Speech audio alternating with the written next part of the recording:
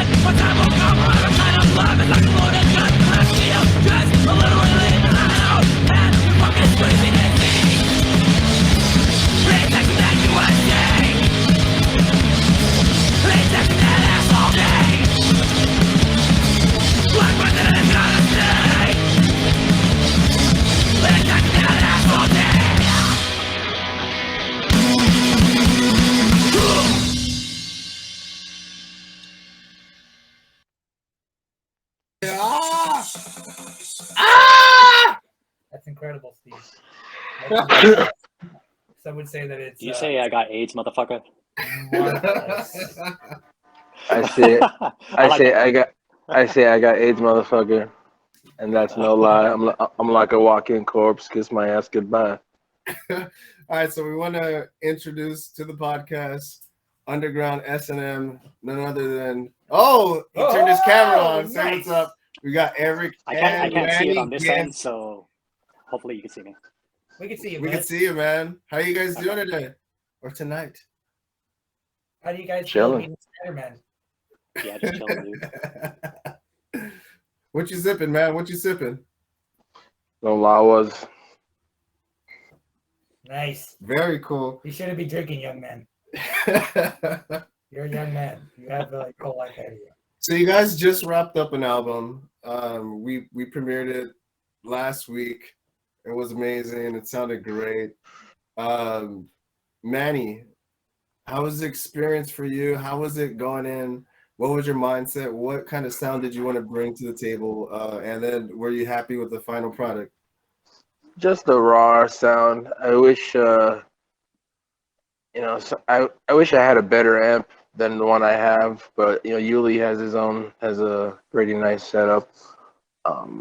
I think we probably spent too much time doing covers, but that's whatever.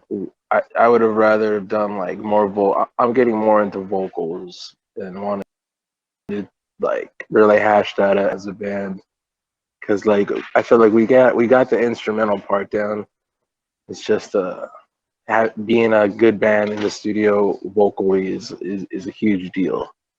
So that's just something. Also, I'm just really heavily critical about myself and that shit. I feel like most musicians and artists are. So like it's I don't know. It's hard to like kind of pat yourself on the back. I know we did good. Sometimes it's just like, oh, I wish I could have done more. I wish I could have done this. It's hard to kind of sit there and be like, oh, this is really good. But that's actually what it is. It's pretty good. Well, can I tell you something? Speaking from somebody who's taken on the worst foes and society has to offer, and we're talking about the worst scum of the universe. You're a great bass player, sir, and you shouldn't say that about yourself. I mean, I fought Dr. Doom. He was a piece of shit. And Erik, same question. What was your mindset going into the recording process? How did you get yourself ready? And ultimately, were you happy with your performance? And were you also happy with the final product? And then Manny, when Erik's talking, can you just mute yourself real fast? So I'm gonna mute myself too. So Erik, yeah, I'll mute myself real quick. I'll mute myself right now real quick because I'm gonna grab a beer anyway. All right, good, good to hear. And right. Go ahead, Erik. Let us know, man. How you feel about that? Yeah, I mean, I think overall it turned out great. I think my approach to it was my approach was I wanted to go in physically and mentally ready. That was my main focus, because when you get in there, it's kind of a grinder. So I just wanted to, going into it, I practice a lot. Just smooth things out, because when you're in there, it's physically taxing, and you don't want to go over the takes too like a million times. So it's best to just go in ready, and that's my approach to it. Like, also taking care of your body. I don't want to be sick. All those little things. They play a factor going into a studio setting, and I know it doesn't sound like much, but that is what it is. And I think ultimately it came out good as a result. Everybody played well as well. Yeah, I mean, that was my approach. I just wanted to be ready physically and mentally. How many times have you listened to it? I listened to it a lot. As soon as he sent it to me, I was just like there all night just listening to it. Favorite part and favorite song? I like the double bass parts in the new song. I believe it's called Air Gaze. So I like those tricky double bass parts. I think it came out pretty good too. Beautiful. Hey Manny, were you listening in? Yeah. So what was your favorite part, and then what was your favorite song in the whole thing? My favorite song, that came out was honestly was The Whale and the Squid. It just has such this raw, like Nirvana grunge feel, and like one of the main hook riffs is just feels like this like breed, you of all people know the song Breed from Yeah, bro, Nirvana. of course, of Yeah, course. like it feels like a whole Breed vibe kind of, and I like that direction that we're going with that sound. And I feel like that's probably like one of the number one choices we could use for like a music video because it just came out so clean, and it's just it's just a good, simple, well written song. Yeah, dude. We were listening to that shit, it's a fucking great song. And Yeah, well, dude. I definitely have questions for. Can I? I don't mean to interrupt. Go ahead, interrupt me, bro. Interrupt me. I'm done living this fucking life. Steve, What, dude? I'm not really Spider-Man. Look at that, bro. Are you telling me? Are you telling me this isn't? It's me. It's Are you telling me this isn't Peter Parker? Peter Parker. Oh my god! No, not even Peter Parker. No, it's me. It's me, you fucker. It's your bandmate now. I know. Oh my god! I was Spider-Man. Oh my gosh! Oh my god! He's horrible looking. Ah. The giveaway was the Cthulhu in space. I know. You're like in South Park. You're like Ugly Bob. Like, oh Jesus, Ugly Bob. Oh, well, man. I want to say my favorite part of the album was. I thought I was sitting next to Spider-Man. Oh wait. I was like, that's why this I'm dude's like, a fucking has-been. I don't I'm know listening the to you guys answer. like thinking that I'm fucking Spider-Man. But Bro, no, Disney Plus has those '90s Spider-Mans, Saturday morning Spider-Mans. that was the classic. That was when Spider-Man was at his best. Yeah, they have those. They have the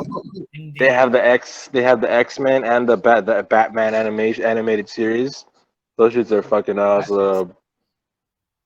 That's when cartoons were great, my friend. But back to the honestly, my favorite parts. I love the rhythm sections. I love the drumming. The drumming. Everybody I listen to the album. Always first thing they say is like, "Oh wow, man, those drums are fucking incredible." I mean, Yuli Noriega did an amazing job. It sounds really good. Yeah. I did have a question for you. Mm-hmm. Vanishing Faces. And it's starting. That's Erik's favorite song. With that effect. Is that the same fucking notes as fucking Smells Like Teen Spirit? No. No? Okay. If you want to know, it's a knockoff of Days of Confused. Oh. I thought you were talking about the bass for a second. And I was like, what? No. What? If you go back and listen to it, watch. No. But just that little part, like. No, it's supposed to be like a Days of Confused homage. Okay. We call them homages. Homage. Manny and Erik, your biggest musical influences, and maybe you guys could just explain a little bit about that and the type of music you guys grew up on. Whoever wants to go first, and we're gonna mute ourselves so you guys can hear you guys clean. Go ahead. Whoever wants to go first, Erik, if you want to go.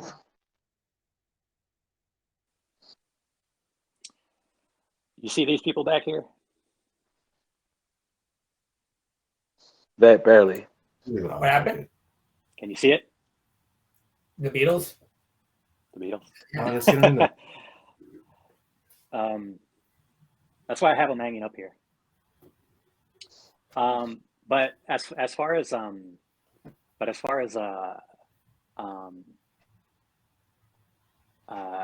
like as it relates to the album, my playing style, I remember when I first started was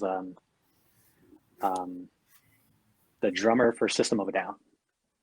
I don't know if people are really all up on that, but I remember he played a big factor in me getting into like punk / metal drumming, and Other than that, though, yeah, I listen to a lot of classic rock, I guess. Um, and what are some of the other punk staples? Yeah, that's about all I have. Bad Brains. That's why we got it hanging up right over here. Boom, boom, boom. Yeah, there you go. Manny, you. What inspired you most, like, musically? What was the question again? My favorite artist? Yeah, and also your the artist who inspired you most, and also what type of music you grew up on. I think the artist that inspires me the most is probably, it sounds so cliche, but to this day the Beatles are still kicking in heads, bro. Yeah. And this new documentary just came out, and I'm watching it, and I'm still like in awe of like the process these guys the songwriting chemistry they had, and the stuff they like are pumping out or were pumping out like so ahead of their time. Also the Doors, Jimi Hendrix. I grew up listening on stuff like Blink-182, The Offspring, Nirvana. I still listen to bands like, but I also grew up listening, I grew up with like in the 90s, like we all did. So I grew up listening to a lot of like my mom was a single mom for a while, so there was like 90s club dance music everywhere and shit, And like I really like I really had no control of I really that was one of the biggest arguments I would have with my mom in the car, was she'd be like, my car, my stereo, because after a while after a while, because I'd be like, yo, fuck this music, like I want to hear some real shit, and she'd be like, no, fuck that fucking rock shit, and she hated that stuff. Yeah, she hated that stuff. So when I turned like when I turned like 12, 13, she like, that's when I really, really, really got into like, metal and Iron Maiden and Metallica and Anthrax and all that shit. I was never really, I like Slayer, but I was never really a fan of Slayer. I'm more of a Metallica guy, as much as people want to hate on them. But I think Metallica inspired me a lot on the guitar. Yeah, Of course. yeah, dude. It's Kirk Hammett, even James Hetfield, obviously Dave Mustaine. Those are good guitar heroes. Those are legit guitar heroes, my friend. Yeah, Jimmy. I'm wearing Jimi Hendrix shirt right here. The ultimate guitar hero for me. Hey, man. Obviously, it's almost to the point where it's cliche, but it can't be said enough. You can't say enough. It's almost like a given. It's almost like a given. If you're any type of guitar player into any type of real classic rock or rock and roll in general, then if you don't know about you got to get Jimmy Hendrix. You got to give credit to the man, but also not to change, but guitar player wise and just the band in general. And this is something I grew up listening to as a kid, but I never really acknowledged it as much until I was later as an adult. Was the Ramones.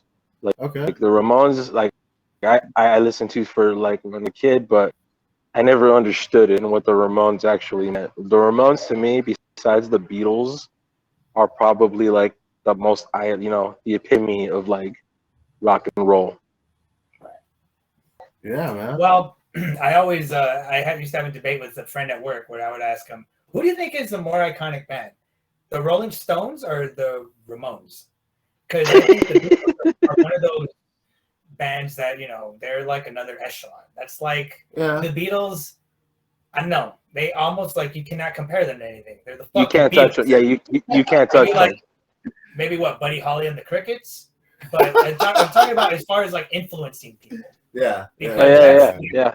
The only thing you can talk about now is influence. You cannot compare them to anything else. But I think the Stones wish they were the Beatles. Well, are you sure? Are you sure about that? I think the Ramones and the Rolling Stones are a good comparison because they're just both that gritty, image rock, like just hard, you know what I mean? Like that's what they are. Smoke, you know what I mean? Yeah. That's funny. I agree with you on that, but like in my head, I like the Ramones are to punk rock what the Beatles were to that whole era of classic rock in the '60s. Like they're the pioneers of it all. The Stones come second. The Stones come second. The Sex Pistols come second. Everyone else comes second. Manny, and I'm gonna just jump into Erik real fast. Who I asked Matt this question last week, and I'm gonna ask you too because you're a musician. And who do you consider to be the greatest guitar player to ever live? Matt, who'd you say? Angus Young. Yeah, Angus Young. Who do you consider? Manny's next. I want to know, Erik. I know you listen to a lot of music. Who do you consider to be the greatest guitar player to ever live? Or not even guitar. If you can't even like, what musician influenced you? Like, what is that? If it's not even guitar, like maybe drums or bass. I mean, whatever. Oh yeah, at guitar player, and who's the greatest drummer? Who do you consider the greatest drummer ever? Looks at music a little differently. Let's see. Ringo. Oh, Well, controversy. Why not get well, yeah, Ringo! well, yeah, Ringo is the shit, Yeah.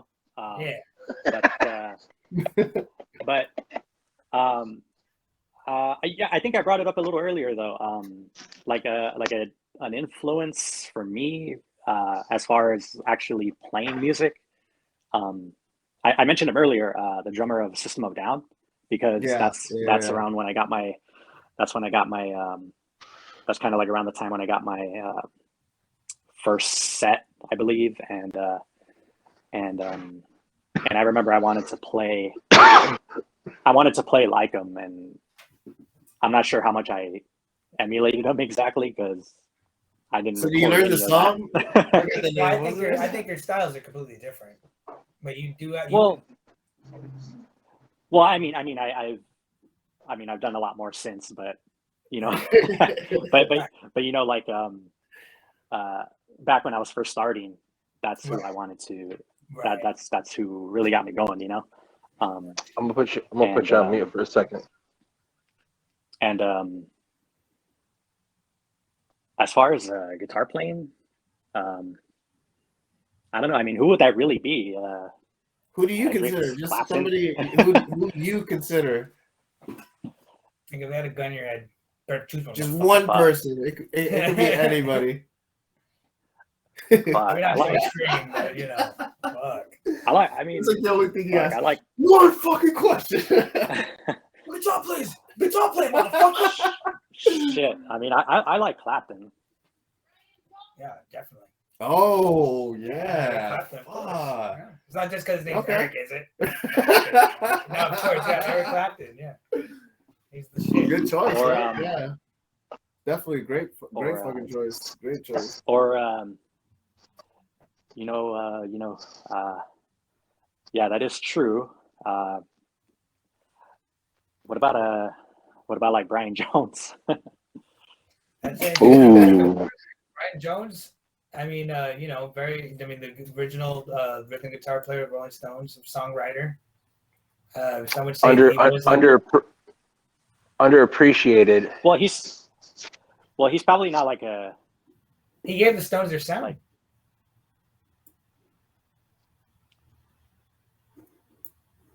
he's probably not as.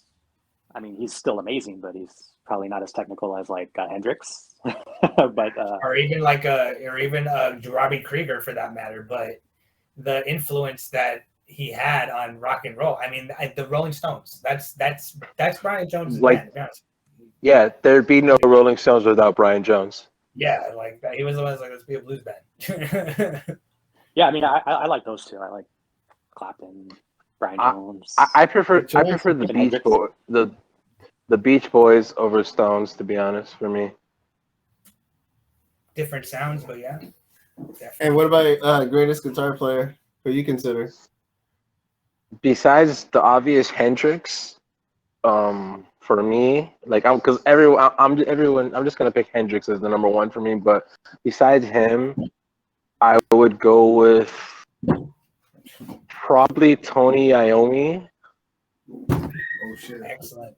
Tony Iommi, and oh man, this is a tough one. Tony Iommi or Eric Clapton. That's what Erik said. Erik said Eric Clapton. Yeah, he said Eric Did Clapton. I say Eric Clapton last week? I was very drunk. You said Angus Young. No, but it's one of like because I We said didn't even think of Clapton. because I said a cavalcade of fucking guitar players. Yeah, you went over a long list. The reason why I said Angus Young is the best in my opinion is because at the time, he played with the guitar players that were considered the best. Yeah, are you rethinking your answer? No, definitely not. I'm just saying. You're 100% in stone. That's your answer. Yeah, I'm gonna say Angus Young. Okay, so you got Angus Young, Clapton, and pretty much Clapton. Well, that's good to hear. All right, Manny. I'd say Clapton. Obviously, when you're talking about the greats, a lot of it comes down to personal preference and influence on your own playing. It's subjective, my friends. Of course. Well, now that I have all three of you guys here, what's going next for the band? Like, what are you guys going to be doing? What are you guys excited for? What are the new songs consisting of? What do you guys want to do? Hopefully just writing, watching, just writing. And I've been kind of working, relentlessly fucking working right now. So it's been really hard for me to just sit down and write, but it's something I want to make a goal because we've got so many little chunks and little riffs and little things that we're so good. Me and Matt are so good at like kind of weaving it all together. So we're working. Matt's got his stuff, and then I'm usually the guy that gets the pieces, and then we're gonna make this shit into one big fucking epic. And so we're gonna do that soon. Recording and just writing more stuff, and the thing is we don't want to whore ourselves out playing shows. Yeah.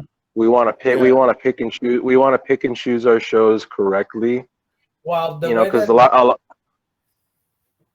can I say one thing? The way that I don't want to come off like, well, obviously we love playing shows. We like doing all that.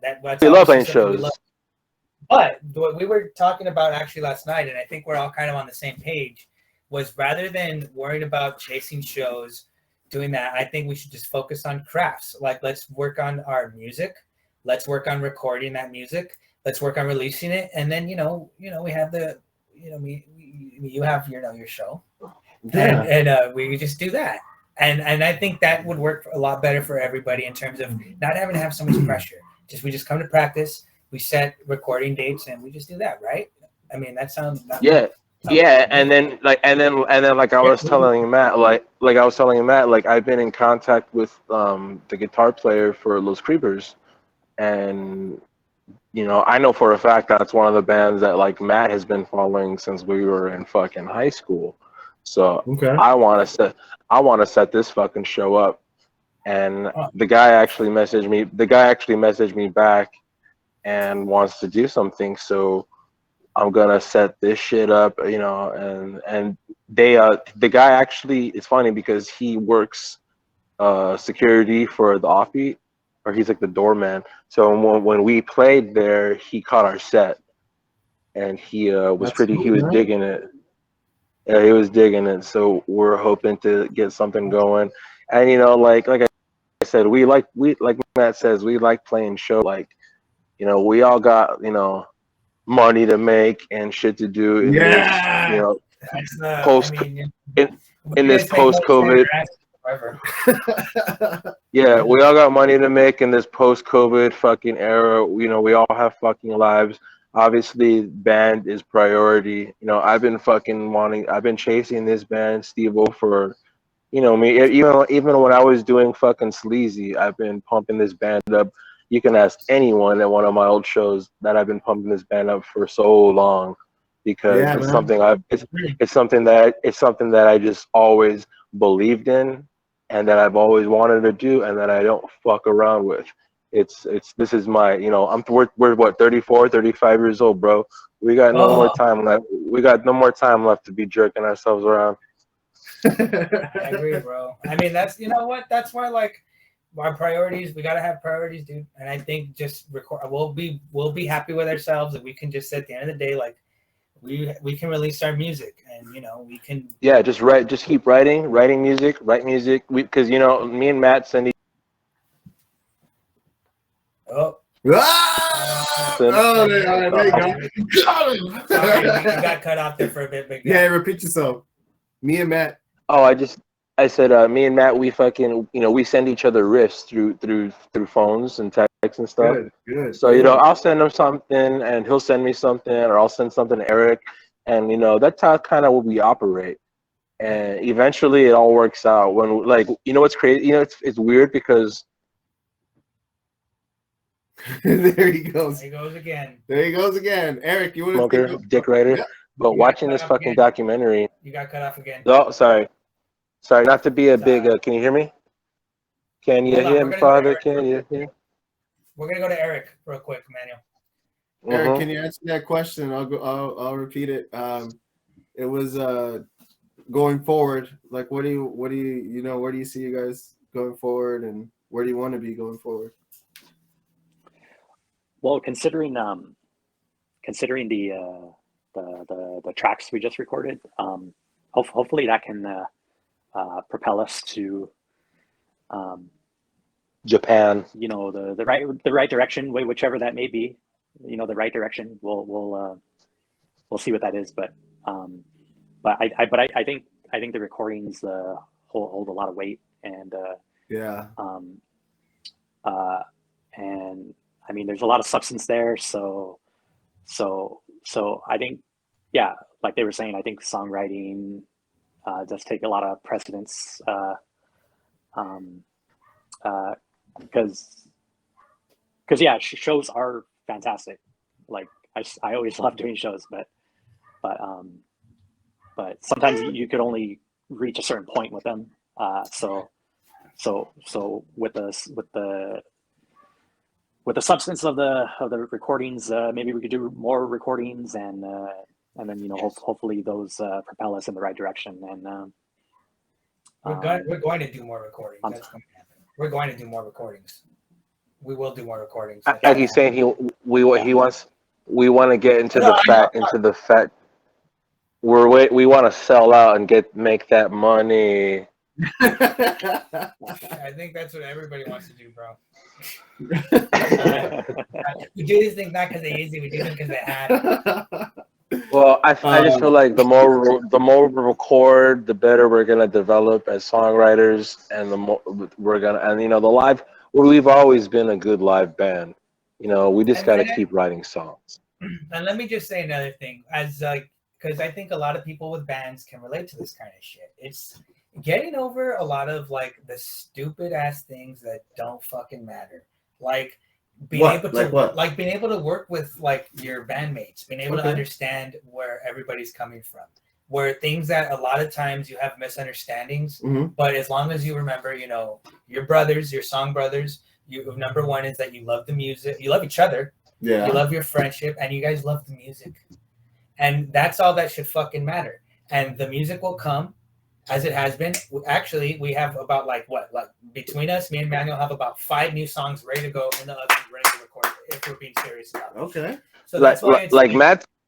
Matt's got a bunch of songs. Getting over the stupid shit is what honestly is with a lot of bands, because I mean, a lot of the times when everybody has ideas clash, people don't have disagreements. So it's good to have ideas, but when you don't communicate and you don't learn to listen to each other, that's when shit fucks up. And I think anybody in a band is like, oh my God, yes, of course. And like, no shit, right? Yeah, you're right. Right. And that's between me, Manuel, and Erik. We've known each other for fucking since we were children, basically.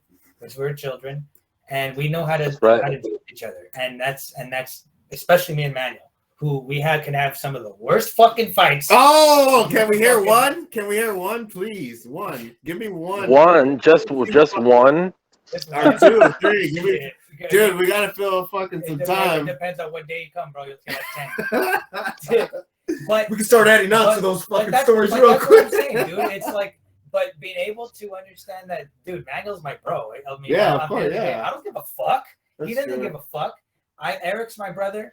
I love him. I love both of them. Yeah, like okay, so and I love you too. oh, I love you too. So that's Yeah, but So- we are like that being said, we all have to understand everyone. We are, we're all, we're fucking middle-aged men now. We have to all just fucking. Oh! So what? we got Manny, we what do we you all mean gotta by that? understand. What do you No, we mean? just gotta take. Just because back when we were kids, it was easier to just fucking like get up and be like, yeah, fuck it, let's do this. Whereas now it's like there's other shit we gotta fucking like keep taking mind. Sometimes we it slips our mind, we committed to something else, or we're doing something, and shit happens. Life fucking happens more harder than when we're older than when we were kids and really didn't give a fuck. Matt knows this more than anybody. Erik too, for a matter of fact. We were younger and we were doing that shit. I was one of the worst fucking human beings alive. Like I did some shady ass shit and I just didn't give a fuck. It was just a bad, we're all from Highland Park, pre-gentrification, and it's just a bad scene. And so, like how Matt's. It was a privilege. It was a source of status. Yeah, it's nothing like how it is now. Right now, I can see the positive side of gentrification, how it's like cleaning up a little bit of the neighborhood and all the whiteys moving in and shit.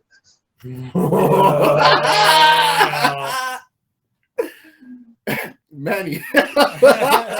Erik, what do you? Drink that beer, my man. You take a chug of that. Oh, did I poke the bear? No, you're fine. Don't worry. That's all right. It's okay. We only have a few listeners right now. You're good. Mexican. Hey, get a screenshot of this smile. He had to go out with a fucking dagger. So, I mean, with that statement, if you were in this, I mean, pretty much everyone feels this way, but if you were the same mindset you are now back then, you pretty much feel you guys would be pretty much unstoppable. It wouldn't even have. Yeah. You guys are just. I can own up to a lot of mistakes I did, and we could have been a lot further as a band now, because I always felt like we had the talent to go the distance. And by the distance, I mean like touring, getting paid to play, getting paid to tour. I always felt like we had that potential, but like I said, life happens. And for some of us more than others, we were in worse situations than we can explain. And it just never happened that way. So, we're here now, we're in our 30s, and, we're doing this hard for very seriously. So it's something that I invest a lot of my, heart and soul into, because it's, besides becoming a fucking professional wrestler, what else am I going to do? Yeah. And Erik, and same thing for you too. Well, that's why I think Manny mentioned earlier about that he was chasing the band all this time, because he knows what's there. We all know what's there. We have we have the right ingredients. We have it's great, and so that's why I know when Manny described it, I know exactly what he's talking about. But what was the original question? Where do we see ourselves as a band? Yeah. What was the original question? I already forgot. I know went on one of his epic reference. Complete with all kinds of defamatories and all. But I forgot what it was. Question, where do you? Okay. Going forward. I mean, so what do you think about that? The plan of action. Are you happy with that direction? Do you Are you willing to? Is that something that you're willing to commit to, as far as playing, recording and shit like that? Yeah, I mean, I get more satisfaction out of recording something and then listening back to it Yeah, and hearing the fruits of the labor. most definitely. Yeah. Because that's really what it is, and I get a lot of satisfaction out of that. So, I mean, that is, yeah, I could definitely subscribe to that. Yeah, we do need more training in the studio. The what? We do need more like. well, that's why. Look, studio I didn't experience. know. It was our first time in a real studio doing something real. We didn't know what the fuck we were doing. When he's talking about covers, is we did a fucking 8-minute cover. I remember even you mentioned that, dude. yeah, even one. Yuli was like, "Oh, you guys want to do another song?" And he looked at me. He's like, "That's a fucking 8-minute song, dude." Like I was like no, like what? Dude, that's another that's a whole B side. Like what are you doing? But I mean, whatever. So yeah, next time we go in there, we got these 5 songs ready to go. They're gonna be better. You're gonna be surprised. I tell you the direction that we're gonna go, Steve. I'm excited. Yeah. I'm definitely excited. Yeah, we've been doing a lot more acoustic jams because with the acoustics, just more intimate jams as opposed to like doing the whole electric bit have been more beneficial, like songwriting wise. And this next crop of songs, probably like an EP or maybe even a mini album, is going to feature Manuel heavily on vocals. He's going to be taking the front on this one. Okay, and then I'll also forgot to ask you guys. I'm sorry to interrupt you, Benny. I forgot. We'll go back to that real fast. I forgot to ask you and Erik the gear you used to record during the album. What gear did you guys use? Just so it's on record. Everybody wants to know. Shit, Matt, you might know that better than me. What did you use?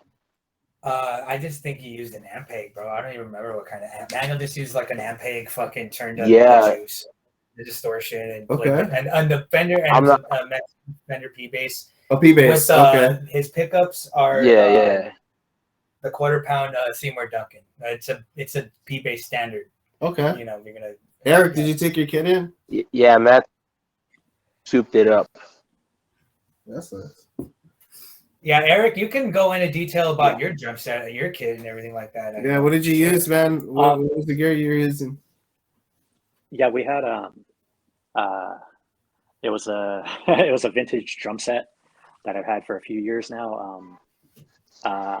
It was cool to use it in there because I wasn't sure exactly how it was going to sound. I mean, I like the way it sounds, in the practice studio and all that, but going into a recording studio, I wasn't exactly sure what to expect, but I think it was pretty darn good. So it was a vintage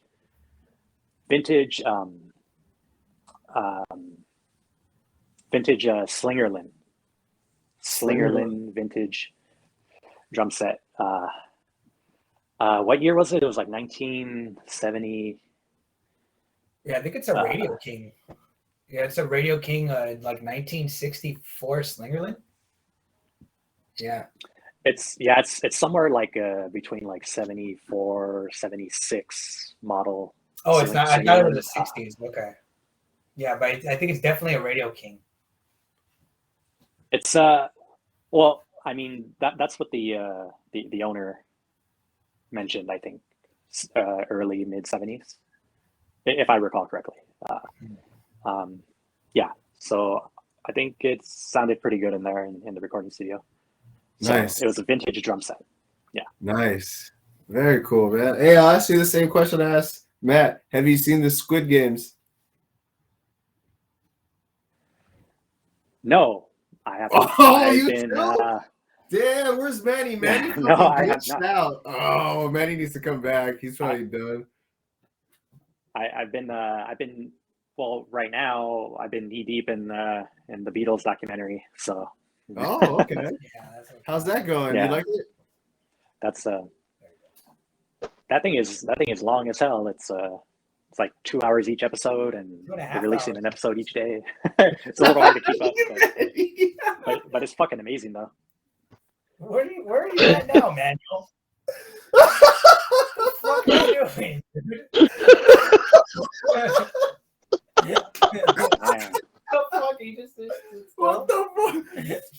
you guys? Do you guys? Do you? my God, Do you? what the fuck is going on? Do you guys like mushrooms? Oh, no. Oh, no. He's having a bad mushroom Man. trip. Now he's Oh, gone. That's what happens. It looks like he's out for a wank. That was oh what the fuck? man, dude. Hey, Manny. Hey, I'm gonna restream back in. I'm gonna restream back in. My camera's all doing all this shit. Okay, let's go back to Erik. Go back to Erik. Oh man, look at this shit. Go back to Erik. He's gonna restream. All right, let's do this. So, what's so interesting about it, man? How far deep are you in? And is there anything else you've been watching? Anything else?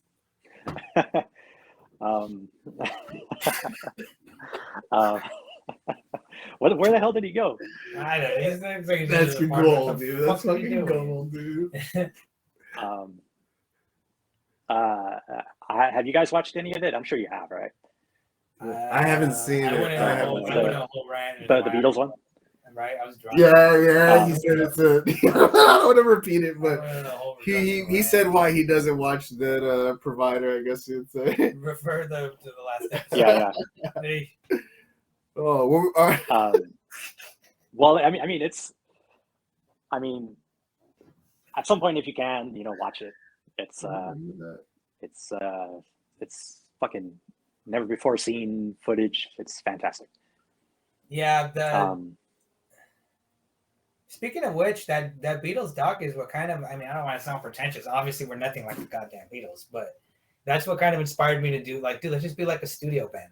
Let's craft our music and record it and just release it. Fuck it. If you want to hear it, they can hear it. And they don't want we have the show. We have things to platforms that we can create our own to promote our own Yeah, music. of course. Start waiting around for like the 5-star bar or the fucking Redwood or all these other fucking asshole clubs. I'll be real. Like, Oh, I mean, I've been to both. They're pretty decent places. oh, we played the Redwood many a time. It used to be nice and fun to play, but what the fuck? I don't know what the problem is now. But whatever. I don't care. It's these days you got to be able to do your own thing. I mean, it's almost ridiculous not to. Yeah. Why are you gonna sit around and wait for like some fucking mainstream corporation or some crap? Not to like your music, to enjoy your music, to want to release your music. Dude. Do it yourself. You want to create a show? Do it yourself. Yeah. I hear you, man. I hear you. Yeah, that was a great episode, Steve. So what do we think? Manuel, obviously from my band, Richard Ramirez Beatdown. Of course. Dangerously Sleazy, the music we were playing tonight. Thank you, Manny, for the interview. That was classic. Thank you to Erik The Machine, obviously Yes. my drummer, Richard Ramirez. Well, the drummer from the Richard Ramirez Beatdown. Great insight. Mm-hmm. That was awesome, man. That's good to see. Like, listen to Manny's thoughts and what he's thinking about, and the struggles of everyday life, and trying to maintain a band. He's a Highland Park legend, that guy. HLP legend. He said some funny shit.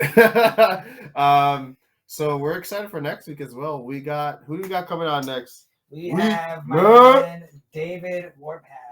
David Warpath. He is he has a few bands, man. He's originally a singer from Bastard Ass, Syntax. In fact, I got one of his albums right here. What is it? This is from one of his bands called Syntax. Syntax. So and DG, I'm so sorry if that's not what it's called. But Oh!